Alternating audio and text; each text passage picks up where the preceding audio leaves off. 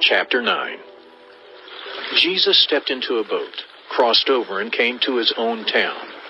Some men brought to him a paralyzed man lying on a mat.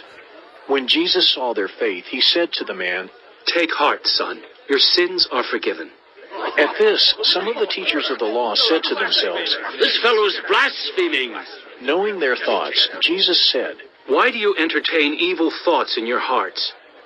Which is easier, to say, 'Your sins are forgiven,' or to say, 'Get up and walk'? But I want you to know that the Son of Man has authority on earth to forgive sins." So he said to the paralyzed man, "Get up, take your mat, and go home." Then the man got up and went home. When the crowd saw this, they were filled with awe, and they praised God, who had given such authority to man. As Jesus went on from there, he saw a man named Mathew sitting at the tax collector's booth. "Follow me," he told him. And Mathew got up and followed him. While Jesus was having dinner at Matthew's house, many tax collectors and sinners came and ate with him and his disciples. When the Pharisees saw this, they asked his disciples, "Why does your teacher eat with tax collectors and sinners?" On hearing this, Jesus said, "It is not the healthy who need a doctor, but the sick. But go and learn what this means. I desire mercy, not sacrifice. For I have not come to call the righteous, but sinners." Then John's disciples came and asked him, "How is it that we and the Pharisees fast often, but your disciples do not fast?"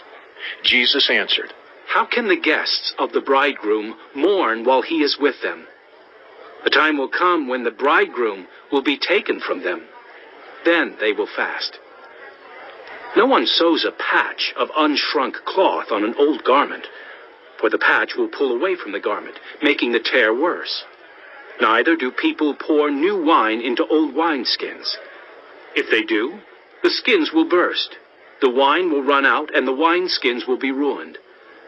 No, they pour new wine into new wineskins, and both are preserved."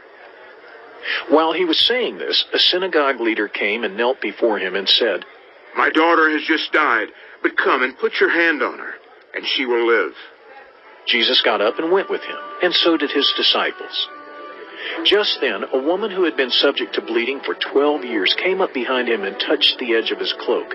She said to herself, "If I only touch his cloak, I will be healed." Jesus turned and saw her. "Take heart, daughter," he said. "Your faith has healed you." And the woman was healed at that moment. When Jesus entered the synagogue leader's house and saw the noisy crowd and people playing pipes, he said, "Go away. The girl is not dead, but asleep."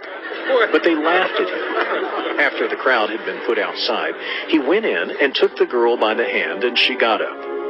News of this spread through all that region.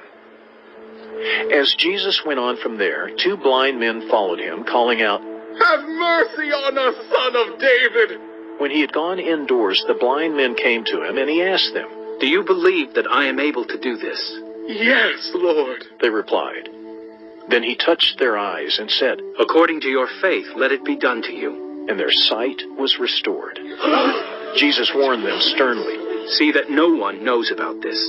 but they went out and spread the news about him all over that region. While they were going out, a man who was demon-possessed and could not talk was brought to Jesus. And when the demon was driven out, the man who had been mute spoke. The crowd was amazed and said, "Nothing like this has ever been seen in Israel." But the Pharisees said, "It is by the prince of demons that he drives out demons." Jesus went through all the towns and villages, teaching in their synagogues, proclaiming the good news of the kingdom and healing every disease and sickness. When he saw the crowds, he had compassion on them because they were harassed and helpless, like sheep without a shepherd. Then he said to his disciples, "The harvest is plentiful, but the workers are few.